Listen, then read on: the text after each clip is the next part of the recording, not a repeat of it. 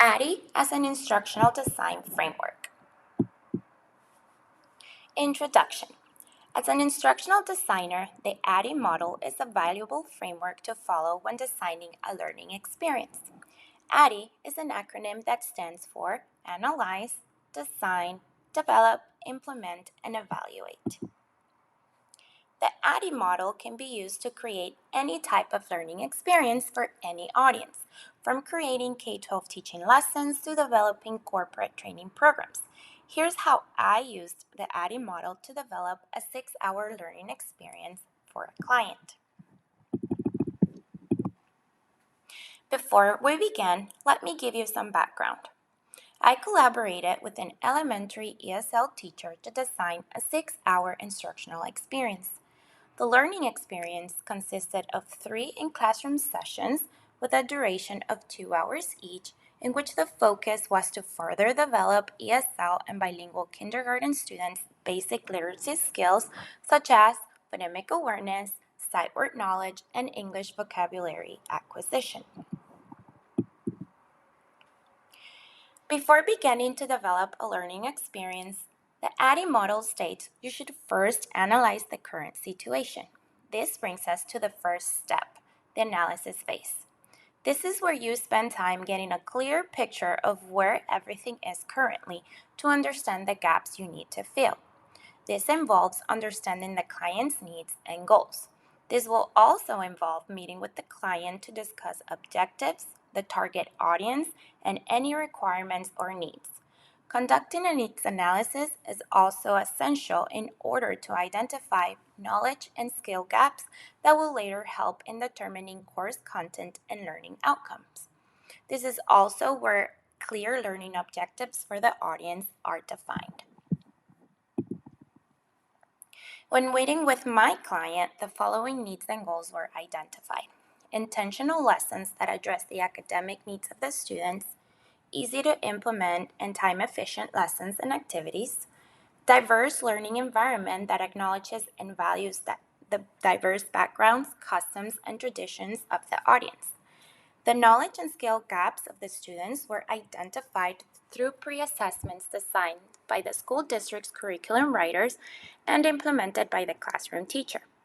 After analyzing the client's and learners' needs, cognitive, psychomotor, and affective SMART goals and objectives were written for each of the lessons. Next is the design phase. In the design process, we will view all the information from the analysis phase and make informed decisions about creating the learning program. For example, deciding on course structure. Will it be an e-course or a classroom delivery? How many modules or sessions will you be designing? This is where you create an outline of the course. This is also where you make decisions about instructional strategies such as lectures, group discussions, simulations, etc. It is very important that each of the instructional strategies to be implemented align with the learning objectives of the course. In addition, during the design phase, a timeline of learning expectations and goal attainment is created. For the learning experience I designed, it was concluded that the most appropriate way to structure the course was a 6-hour instructional experience, which consisted of 3 in-classroom sessions with a duration of 2 hours each. The overall timeline of the project was 6 days, including the beta, pilot, implementation, and assessment sessions. However, all the sessions took place over a 2-week span of time. Furthermore, the instructional strategies, lessons, and activities were designed according to the experimental approach to instruction, which states that learners will actively engage in experiences that are meaningful and provide opportunities for exploration, observation, and reflection to achieve learning. Now that we've analyzed and used the data to design, it's time to begin developing the content. In the development phase of the ADDIE process, you ensure that the content is engaging, clear, and aligned with the learning objectives. Part of this involves develop informative and summative assessments to measure participants' progress and learning outcomes. And you, of course, review and improve the course content to ensure its effectiveness and accuracy. During the development phase, I spent much time selecting and creating appropriate resources and materials, such as selecting read aloud stories from the district's available and vetted texts, creating online games, and creating printable resources such as flashcards to be used through the lessons. Going along with the experimental approach to learning method that I mentioned earlier, 3 performance tasks were designed and implemented to measure student achievement. In this experience, I found myself revising and tweaking the project not only in the development phase, but through each of the phases, always with the goal of improvement in mind. Now that the course has been created, it is time to test it and approve it before the learners experience it. For this, a pilot and a beta testing should take place.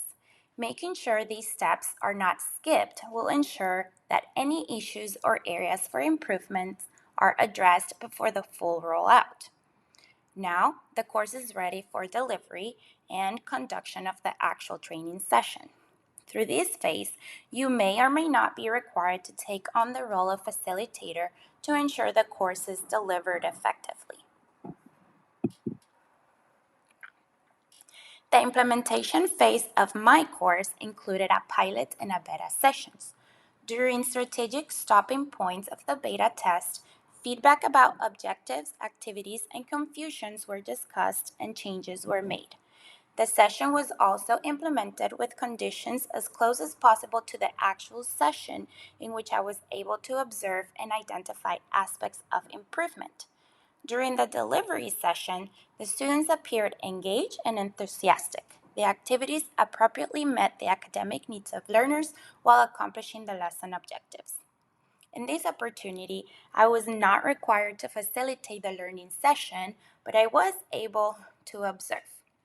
Instead, after forming part of the beta and pilot testing and meeting together to explore findings and discuss the training, the elementary ESL teacher was the successful facilitator of the learning experience.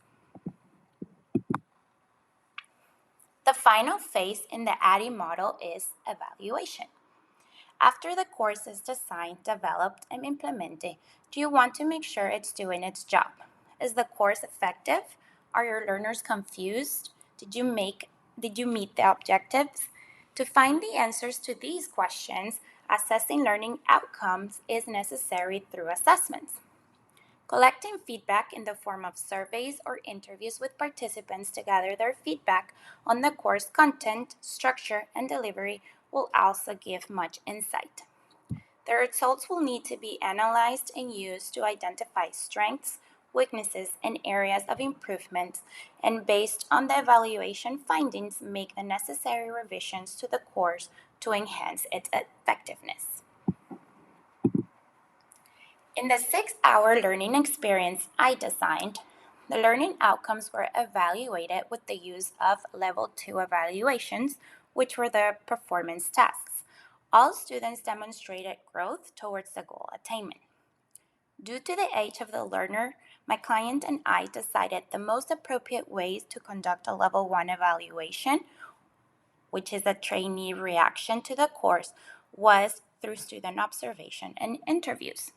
The evaluation phase of the instructional design process played a crucial role in assessing the efficiency and effectiveness of the lessons developed.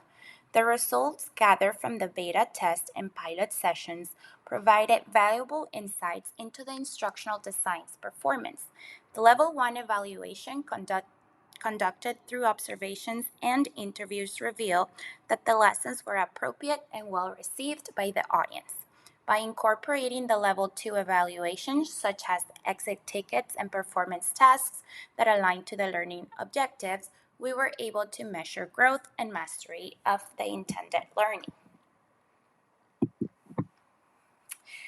Through the entire ADDIE process, communication with the client content matter experts, and other stakeholders is essential. Regular updates and progress reports will ensure that the final product meets the client's expectations and achieves the desired learning outcomes. And these are the references that I included in my project. Thank you.